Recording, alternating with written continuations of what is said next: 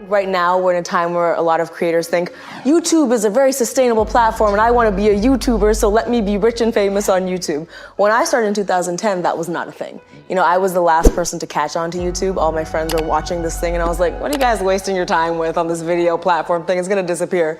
And I spontaneously one day posted a video, not because I thought it could be my job, not because I thought I could make money from it, but literally because I was sad. So the story is that I was getting my psychology degree and I wasn't passionate about it. You know, I was doing everything my sister had done before me and I was following her footsteps blindly.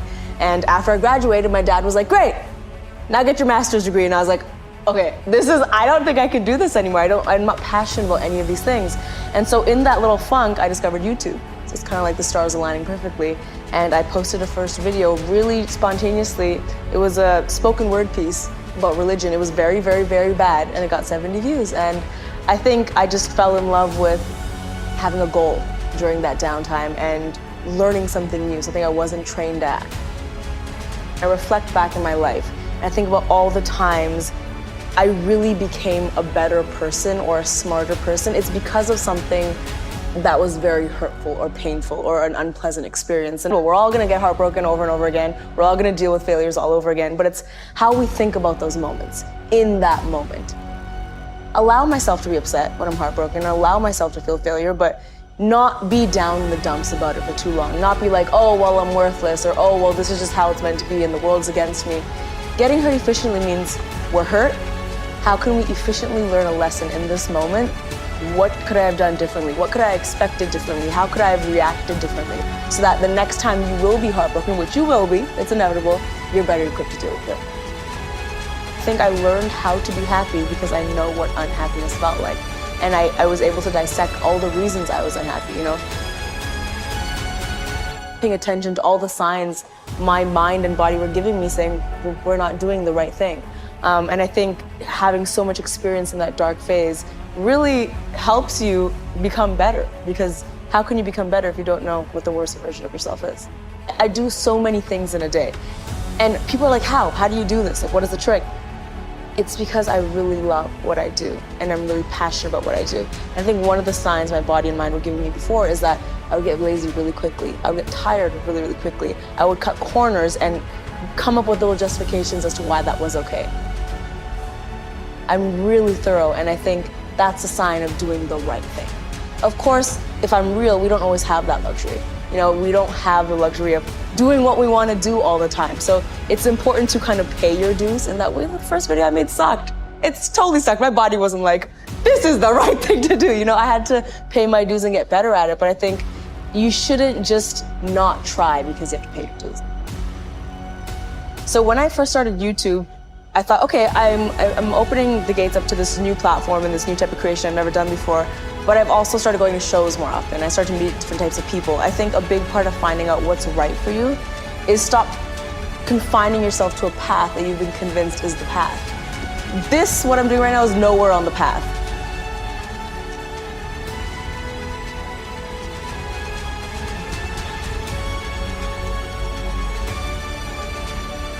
There's so much out there that you don't even know exists, and I'm a testament to that. I make videos on the internet. Ask my mom if she thought that could have been a job when she was growing up. You know, so I think it's all about just really getting out there and seeing what's available. There's some mornings when I wake up and I'm like, I don't even care how tired I am. I'm so excited about this day. So I think being excited to wake up, also, you'll just see it in your energy, I think, as well. The little pep in your step I have when I'm walking to set is really telling. Also, the people you surround yourself with. I think when you start to get surrounded by people, and my team is a great example of this, that really bring out the best in you and you feel yourself growing. But this entire career path has been everything but comfortable. No part of it's comfortable. So even on the days when I come home and I think, that was horrible, that audition was horrible, I can literally feel part of me evolving as like, okay, but you did it and now you know for the next one what to do. You'll know what to expect for the next one. And those scary things are all signs that you're doing the right thing because you're growing. I have this thing where I like to visualize things. I know because it's easy to talk about all of these things and then talk about Tumblr quotes and like, oh, cool, success. But when you're actually down to it, it's hard. It's hard walking into an audition, for example, and then doing really badly and going home and thinking, well, oh, well, I stepped out of my comfort zone, so I should be happy. That's not a practical thing that's gonna happen. You're gonna go home, you're gonna be sad, you're gonna eat the ice cream. This is me, this is the goal. There is nothing in between there. I need to create what is in between there. Whether I do really well or really bad, that's gonna be a step. And I think visualizing every failure as a little stone towards where you need to go is really helpful.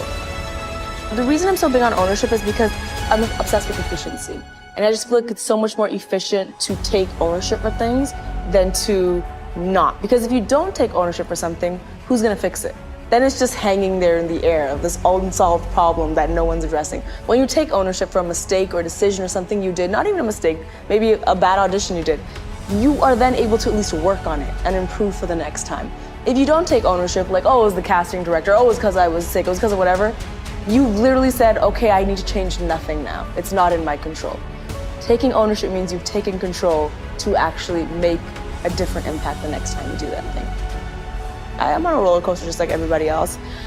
It's okay to feel crappy sometimes. I think it's important to feel crappy sometimes. Your self-worth has to come from not only yourself, but your environment. I'm really big on your physical, spiritual, and even the people around you are really important. So when I went through a lot of failures, when I'm with my team and my friends that are kind of not only supportive, but can really relate to what you're going through, and it's really helpful. So how do you dig out of that? Obviously, you gotta love yourself. That might be hard. Surround yourself with good people and a good environment. To be obsessed, and I know the word obsessed has a negative connotation, and rightfully it should a little bit. I think anyone who's really great at something is because they're obsessed. They wake up and they're thinking about it, and throughout their day they're thinking about it, and when they sleep they're thinking about it. In the middle of the night they might wake up thinking about it. That is me with this.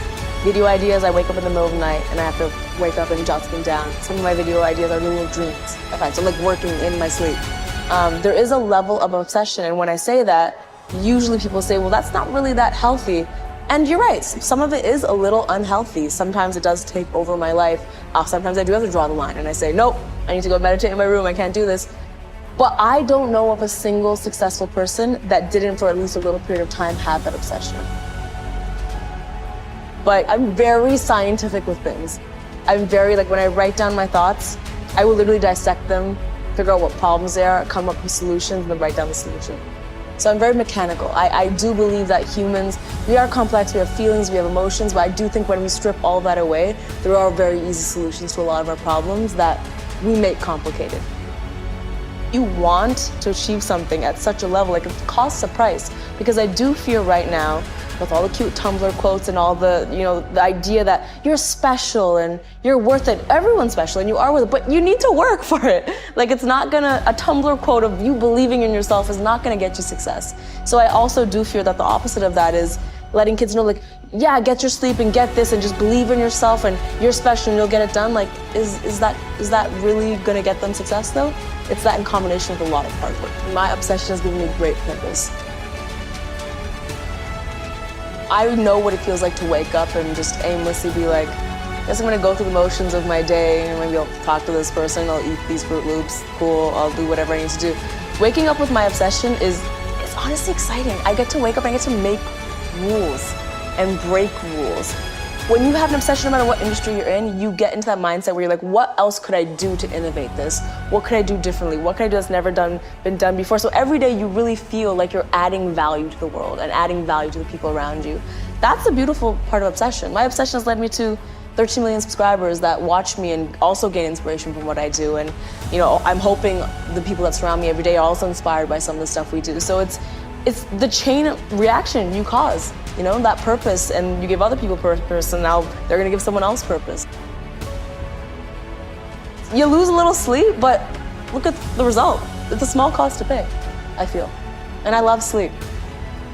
There's gonna be days, like on tour is a prime example. There's days where I get 2, and I wake up and I'm like, let's go, let's do the thing. It's a small cost to pay sometimes for a big result. Encouraging the hustle. It's like I'm doing all this funny stuff. It's not, a 10-minute video doesn't take 10 minutes. It takes a village and it takes a lot of time. I'm not shy to let people know how much work this takes.